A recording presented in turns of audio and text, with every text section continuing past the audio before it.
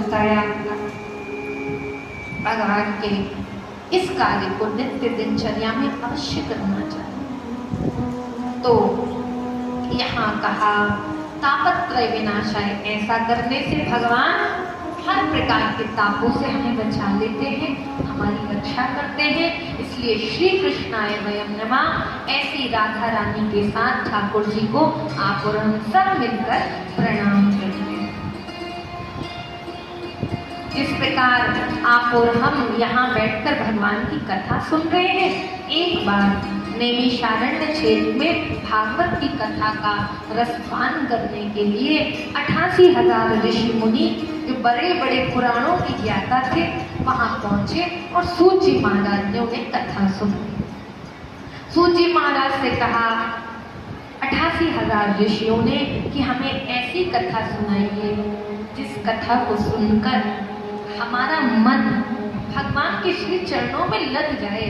कोई ऐसी जुक्ति मुक्ति बताइए जिससे हमारा कल्याण हो जाए, जिससे संसार के जीव का कल्याण हो जाए। जो संसार का जीव बुरे व्यसनों में, बुरी वासनाओं में फंस चुका है, वो वहां से हट जाए, वो वासनाओं से मुक्त हो जाए, वो प्रपंचों से मुक्त हो जाए, उसका मन हरि नाम में लग जाए। ऐसी कथा सुनाइए जो कानों को भी प्रिय लगे और हमारा कल्याण भी, जन जन का कल्याण हो जाए। और जब सूत जी महाराज ने सोचा कि ये तो जन कल्याण की बात है, केवल अपने लिए नहीं सारे संसार के कल्याण के लिए प्रश्न पूछा कि संसार के लोगों का मन भक्ति में कैसे है, मन में भक्ति का, ज्ञान का, वैराग्य का प्राकट्य कैसे हो, मन में भक्ति का बीज कैसे बोया जाए।